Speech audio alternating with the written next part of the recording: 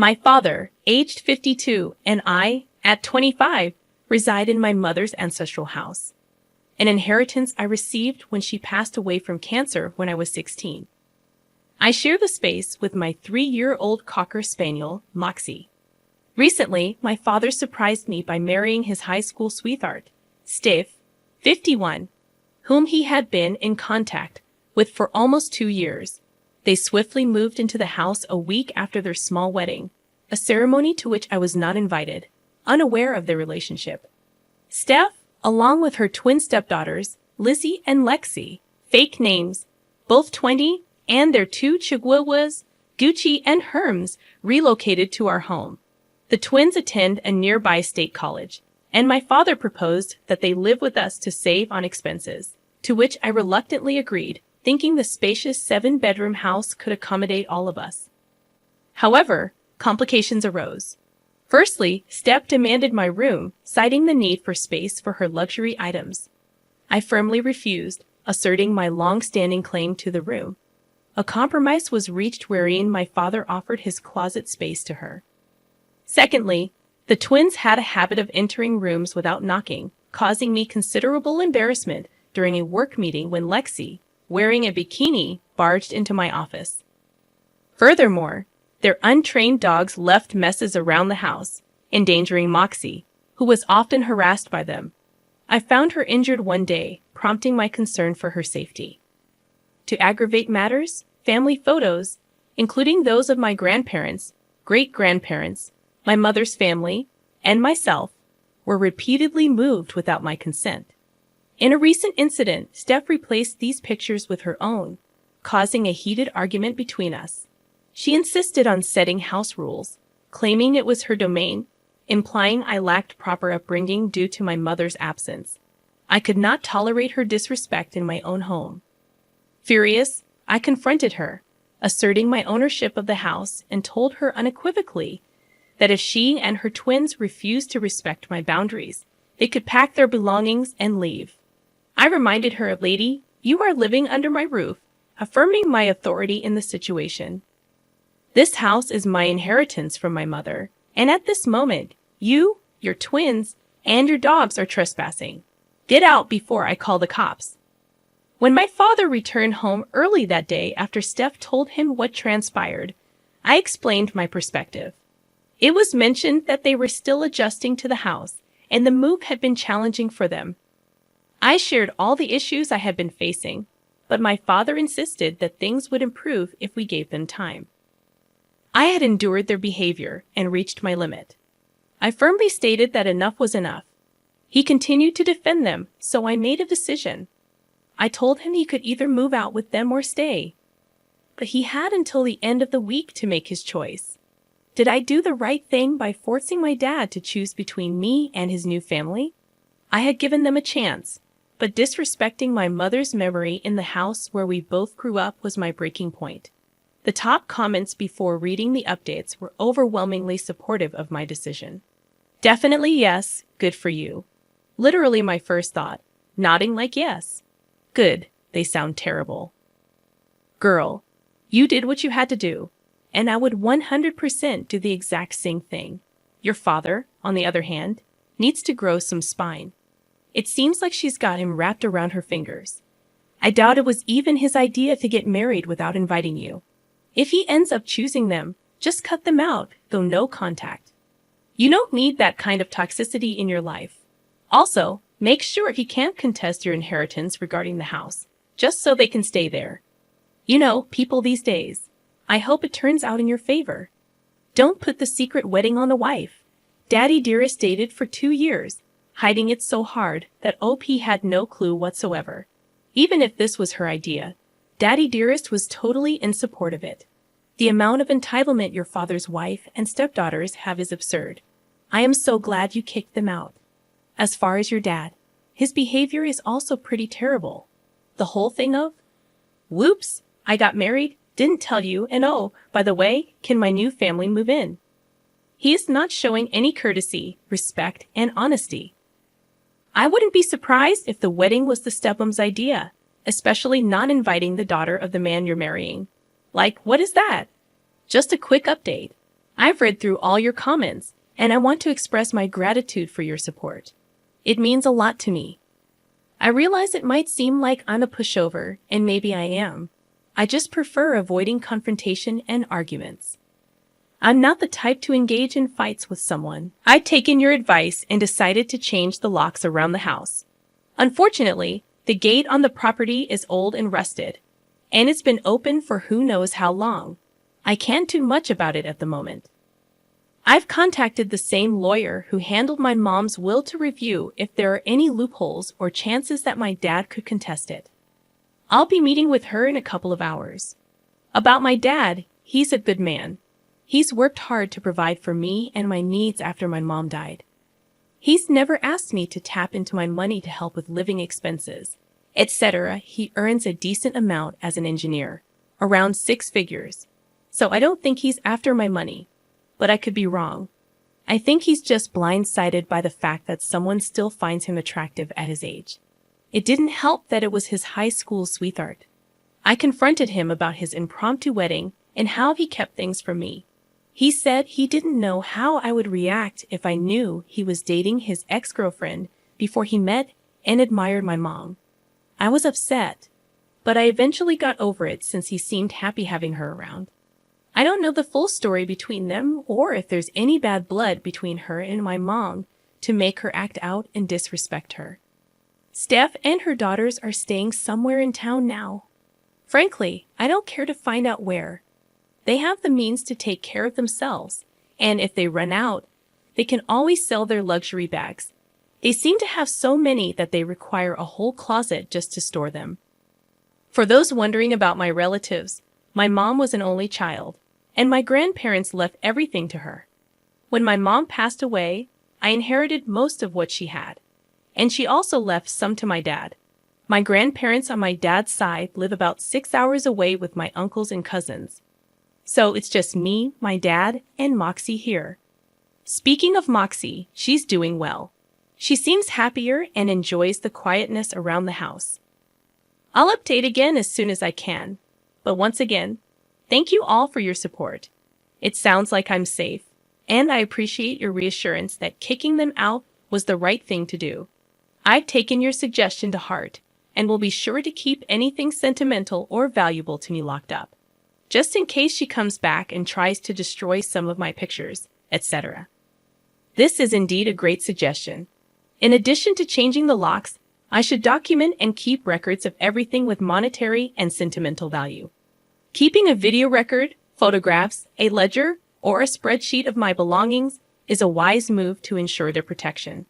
As for the size of my property, it has indeed been in the family for generations. It's filled with a lot of history and sentimental value, making it all the more important to safeguard. You're right. There's nothing wrong with being kind. But sometimes you do have to toughen up and find your strength, which is precisely what I did. I plan to keep my valuables somewhere safe until I'm absolutely certain they are out of my life. If things turn sour, I may consider renting out rooms, but I'll make sure to have a proper lease agreement in place. You made a good point about evaluating my relationship with my dad. It is perplexing that he didn't tell me about his dating and marriage plans, but had no qualms about moving them into my house. It seems that he cares more about her than me, which is disappointing. I did have a conversation with my dad about his impromptu wedding and why he kept it from me. He claimed he was unsure how I'd react if I knew he was dating his ex-girlfriend before he met and married my mom. However, it does seem like he was more concerned about upsetting me over the dating part rather than moving a secret family into my home. In truth, my dad's actions reflect that he doesn't truly care about how difficult this situation has been for me. It's as if he values his wife and her daughter's feelings more than mine. I appreciate your perspective and insights. Now, here's the second update. I spoke with my mother's previous lawyer, Amy, a fake name, about the issue on Saturday and inquired if there was a way to contest the will. Amy showed me the documents, indicating that my dad and I had both signed an agreement stating that we were in accord with what was left to us and that we wouldn't contest it in the future. She also advised giving them a 30-day notice to find a new place and move out to avoid legal troubles related to the inheritance issue. So, the inheritance matter has been resolved. On Saturday night, I was supposed to have dinner with just my dad, but apparently, a private discussion between a father and daughter became a family affair, with Steph and the twins present. To cut short the misery, I informed them that I had consulted Amy regarding the house and other legal matters, and that they had 30 days to find a new place and move out. Steph tried to object, but I shut her down, suggesting that we all go to family therapy and take some time to get to know each other. I rolled my eyes at the mere thought. I firmly stated that it had been months since they moved in, yet they hadn't made any effort to be a family unless they needed something. I had had enough, so I asked my dad if he was going with them or staying, indicating that his decision would determine which items he could take with him. He seemed confused, asking if I was kicking him out. I clarified that I wasn't, but wherever he decided to go, he would have to manage on his own. However, I made it clear that I wouldn't maintain contact if he chose to leave. Steph asked why I was evicting him from his own house, to which I replied that I inherited the house from my mother. There seemed to be a misunderstanding on their part, particularly with Lexi, who argued that it would be difficult to move since they were in the midst of finishing the spring semester and finals were just a few weeks away.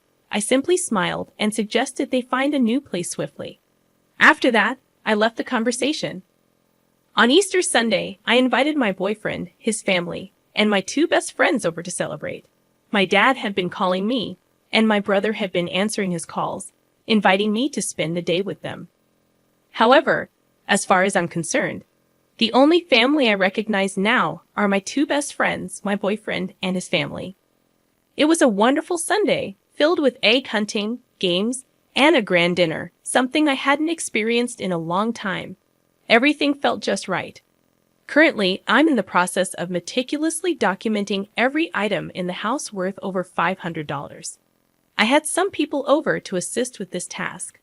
All the locks have been changed, and I've only given a copy to my boyfriend. No need to worry about my dad asking him for a key since my dad doesn't approve of him, given his middle-class background. I've also taken steps to enhance security by hiring professionals to install a security system around the house and property. Additionally, I have a meeting scheduled with someone to discuss the fences and gates. I haven't tapped into the funds my mom left behind, as I've been using them for college tuition, dorm expenses, and other needs. However, given the urgency of the situation, I believe it's time to access those funds. All the family pictures and portraits are currently in storage, and other smaller valuables are stored in a safety deposit box. Important documents are kept in a water and fireproof safe that requires both a key and a pin to open, and it's situated in my room. I'm taking every precaution and advice that you've provided in the comments on my previous post. Thank you for your valuable suggestions. So, for now, that's the update. I'm not entirely sure why my dad is choosing to be with them rather than me, his own flesh and blood. I've come to accept that, for some unknown or unexplainable reason, they are more important to him. It's challenging, as he's the only family I have left here, and I'm not particularly close to his side of the family. However, once they move out, I plan to cut contact with him. He's a grown man and can decide what he wants to do with his life. I appreciate all the support and well wishes. Thank you for your encouragement. You're doing a great job, and it's essential not to let your dad manipulate you or lie to get his way. He made his choice, and you shouldn't allow him to weasel his way back into your life. Don't be surprised if some emergency or crisis comes up in the future, as that's a common tactic some families use to regain access. Stay strong and true to your decisions. I cut ties with them 3 years ago. In the past month alone, there have been relentless attempts to drag me back into their chaos. First, there was the pressure to get tested for some unspecified issue when my grandpa needed blood due to a rare problem. Then my grandma had a minor stroke with no lasting damage, but it was blown out of proportion. My sister wanted a divorce, and my parents were unhelpful, leaving me to handle the emotional fallout alone. Now my mom is bombarding me with frantic voicemails about my sister needing support, all while my grandpa battles pneumonia or congestive heart failure. He's 19, his health is deteriorating, and I feel helpless. They paint me as a heartless monster for not caring, but every manufactured crisis has made me numb. They create emergencies, ensuring things can never get better, providing an excuse to stay in my life. I'm doing my best to document everything. You're absolutely right. These people will invent insane reasons to crawl back into my life. Mom might manipulate Dad's decisions by withholding intimacy, forcing him to choose her over me. It's sad how some people prioritize their desires over their children's well-being. I agree. It's time for me to focus my energy on my boyfriend and his family. My dad's blindness to my feelings before making major decisions is disappointing. While I'm an adult, if he's my only family, one would think he'd make wiser choices. I've seen worse situations on various platforms, like husbands leaving their wives for mistresses, so I should be able to handle this. I just hope my boyfriend isn't taking advantage of me. I should consider a prenuptial agreement to safeguard my interests. It's become apparent that she assumed my dad's house was her own, which is why she asked me to give up my room for her convenience. She underestimated my resolve, but it was a crafty move. Kudos to her. But this situation feels like a twisted version of Cinderella, where everything goes right for her, but not for the wicked stepmother and stepsisters. Boycotting contact after my dad moves his new family out seems necessary. He married her without considering my feelings, and he should have provided them with their own place from the start. Perhaps that could have salvaged our relationship.